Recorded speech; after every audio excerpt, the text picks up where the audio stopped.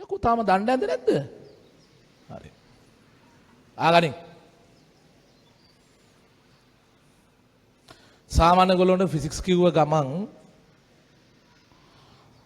ඔයගොල්ලන්ට සිලබස් එක ඇතුලේ වැඩිපුරම හම්බෙන චරිතය නිව්ටන් නේ.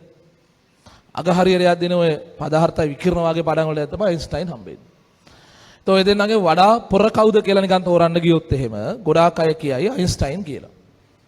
ඒකේ හරි ඉතින් අවුලක් නැහැ. නමුත් නිව්ටන්ගේ තියෙන පොඩි තව විශේෂත්වයක් තමයි එයාගේ හිටපු යුගය. ඒ කාලෙත් එක්ක බලනකොට නේද? ඒක වර්ධනය කරලා ගත්ත තැන ඉඳලා බලනකොට පුතේ ඒකත් වෙන පට්ට වැඩක් තමයි. අයින්ස්ටයින් හිටපු කාලය කියන්නේ ඉතින් ඔක්කොම එන සිරාම ඩයල් මොන ඔක්කොම වගේ නිකන් සිරා ඩයල් ගොඩක් හිටපු කාලයක් නේක.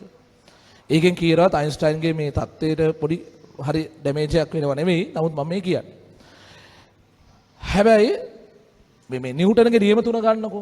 ඔකේ තුන්වෙනි නියමය පොඩ අමතක කරලා දාලා ගත්තත් ඉතුරු නියම දෙක පට්ටනේ. පට්ට කියන්නේ නිව්ටන් තමාගේ පළවෙනි නියමයෙන් හොඳට අහගනින්. පළවෙනි නියමයෙන් කියන්නේ බාහිරින් බලයක් ක්‍රියා කරේ නැත්තම් වෙන්නේ මොකද්ද කියන එකනේ. පළවෙනි නියමයෙන් කියන්නේ බාහිරින් බලයක් ක්‍රියා කරේ නැත්තම් මොකද වෙන්නේ කියලා. නේ? දෙවෙනි නියමයෙන් කියන්නේ බාහිරින් බලයක් ක්‍රියා කරොත් මොකද වෙන්නේ කියන එකනේ. එහෙම නෙවෙයිද? එහෙම නෙවෙයිද? එහෙම තමයි. හරි දැන් කියපන් ගන්න මොකද්ද කිව්වේ කියලා? පළවෙනි නියමයෙන් කිව්වේ මොකද්ද? බාහිරින් බලයක් ක්‍රියා කරේ නැත්තම් මොනව වෙනවා කියලාද කිව්වේ? බාහිරින් බලයක් ක්‍රියා කරේ නැත්තම් මොකද වෙන්නේ? එක්කෝ ඒක නිශ්චලව තියෙනවා. නැත්තම් ඒකාකාර රේඛීය ප්‍රවේගයකින් චලනය වෙමින් තියෙනවා. දෙවෙනි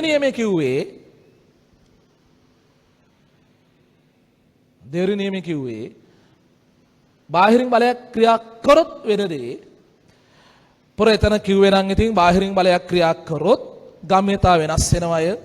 ඒ බලයේ ගම්‍යතාව වෙනස් වෙන ශීඝ්‍රතාවට සමාන වෙනවය. ඕක සුළු කරලා අරගෙන එසරින් මේ කියලා පෙන්නලා පස්සේ අපි තේරුම් කරා ඒ කියන්නේ බාහිරින් බලයක් දැම්මොත් තොරණයක් වෙනවා කියලා.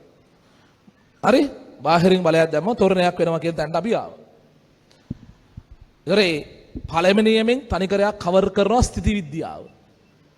දෙවෙනි නියමෙන් තනිකර කවර් කරනවා ගති විද්‍යාව. නේ? එච්චර දඩ පොරක් වෙච්ච නිව්ටන්ට පොඩි දෙයක් මග ඇරුණා කියලා මට හිතෙනවා. ඒ කියන්නේ මේ නිව්ටන්ගේ නියම දෙක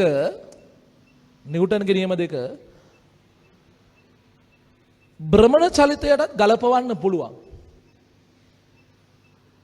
භ්‍රමණ චලිතයට ගලපලා ගන්න පුළුවන්. ඒක පොරට මග ඇරුණා. මට හිතා ගන්න බෑ.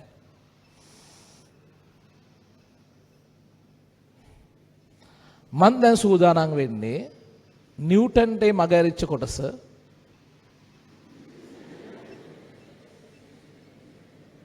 කරලා ඉවර කරන්න.